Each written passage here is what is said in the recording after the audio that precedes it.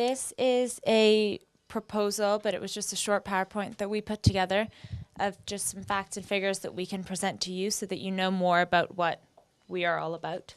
So for now, it's just Health for Life Kenya, but we're working on finding a different name for our project just so it's a little more catchy, and maybe adding a Kiswahili word so that it really relates to Kenyans more. So the problem. So at the moment, Kenyans are facing the following health-related issues.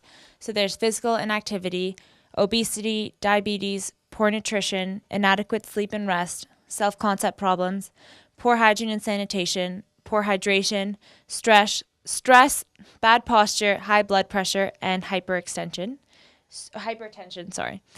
So some facts and figures for that is that the World Health Organization decrees that all 5 to 17 aged kids should be achieving roughly an hour of moderate to vigorous intensity physical activity. And it's found that Kenyans in many areas aren't actually achieving this.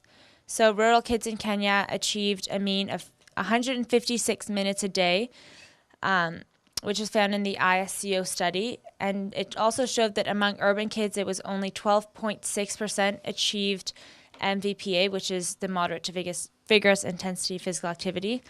And on average, they had a mean of 36 minutes a day instead of an hour. And in rural and urban areas, only 35% of children met the MVPA guideline. In rural, it was 60% of males did and 50% of females did. So there we can see the gender discrepancy. And in urban, it was 20% of males and 12% of females. And in urban areas, 23.6% of kids were overweight or obese. And it was found that the most obese children tended to be from private schools, and it was more girls, which was, again, kind of the gender discrepancy. And the high blood pressure in rural Kenya was between 18 and above, was an estimate of 47.5% of people aged 18 and above had high blood pressure. 3.3% of Kenyans have diabetes, and that's predicted to raise to 4.5% by 2015. And poor nutrition, so that we were looking at undernutrition as well as overnutrition. So it's manifesting as obesity and overweight issues in urban settings, and then malnutrition in the rural settings.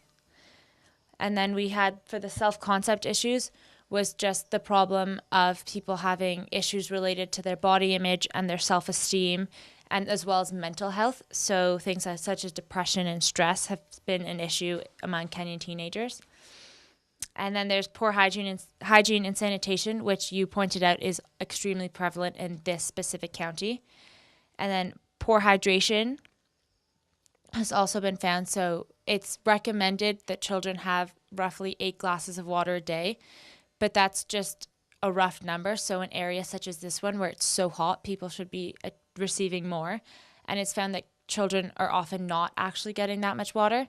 And when they are drinking that much water, it's not clean water, so they're not getting the benefits that they do need. And for hypertension, 23.7% prevalence of hypertension in rural Kenya. So that was the problem.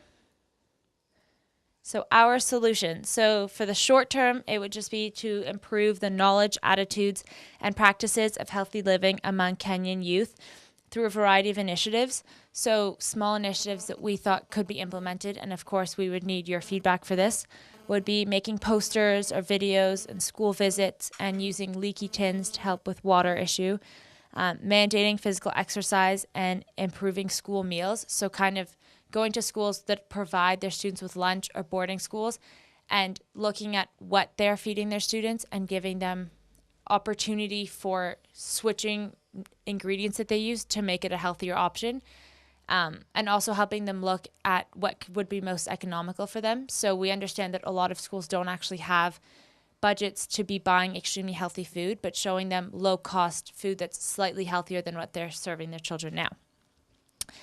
And then the long-term solution would be, the long-term goal would be the implementation of a Health for Life curriculum in Kenyan primary as well as secondary schools, whether it's its own course or just a section or unit of another course.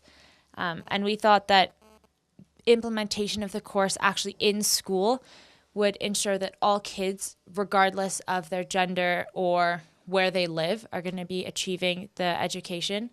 And we decided to target youth instead of adults because, as Esther was saying earlier, youth is the future. And if we're able to teach our youth, it's a lot easier to change the practices of young children than it is of adults. So if we can change their habits, and then they will continue to have those habits into adulthood and pass it on to future generations. So we thought that just that would change the face of Kenya a lot more efficiently. So the social, we'd improve the mental and physical health of the population just through education and ensuring that children are eating well and are exercising and are taking control of their mental health. It would also alleviate health-related stress because we know that in families, if you have, especially in rural areas like this, where people don't have extreme financial means, if they have a sick child, it poses a huge stress on the family. So just alleviating that stress would be extremely helpful. And Kenya has a really high young dependency ratio. So if we're able to target the youth and help them, then the effect of that dependency ratio on the population would be reduced. And also tackling the youth means that we're tackling a huge percentage of the population. And then economic would be, it could save the government money in the sense that the government is spending so much money on diseases that could be preventable, such as type 2 diabetes or people that are suffering from the diseases because of obesity and all the sanitation-related diseases. If we were able to curb the effect of those and maybe eliminate them, then the government would no longer have to spend money on those diseases. So our mission is to make the project as county-specific as possible so that they can be the most effective as possible. So we need you, the county government, to provide us with the information about your health status and your plans so that we can work from there and ensure that everything that we do will be the most helpful for you guys and make sense in your county, so we're not trying to teach your kids things that aren't going to be applicable in their lives.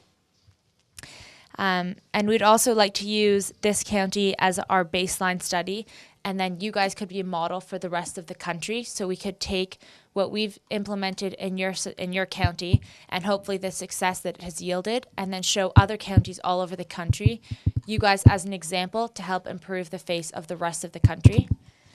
And lastly, in order for us to accomplish your goals, we would love to have the cooperation and support of your government because our accessibility to schools and resources is only so vast. But if we have your partnership, then it would just be, we'd have a greater impact and influence on the schools that we go to or the people that we approach. What you're postulating is very real. And I would want to say thank you for your thinking is a thinking that we have. And the ultimate of what is likely to accrue from this kind of proposal will really help us maintain and up the name, the County of Champions. I want to assure you that we will give you the necessary support because this is what we believe in. We want more champions from Elgeyo Marakwet. This is noble, and this is, you are like answering some of the things that we've desired. We've been asking ourselves, when will we be able to write to get the right data in terms of what is happening in the county? And now that you're saying you want to use this county as a baseline study base, then we would be able to have the facts with us, and that is what we need. So you're most welcome. We'll give you the whole support. We are so grateful. We have seen your intentions. And I would want to appreciate that I have seen various issues of health have been addressed, which have actually been a problem to us, but we are actually planning to really work towards them. I have seen you have something that does with leaky teens, which is very important in our schools, and that is the direction we're actually heading. Now that we are there, and now that we are soon becoming the baseline and a model for other counties, we will be there. We will truly support you. And I believe coming 1 or 2 years, we will be reading maybe 10% or zero in these communicable diseases, and especially the water and fecal related. I'm also impressed about the means of which you would want to pass the information through videos.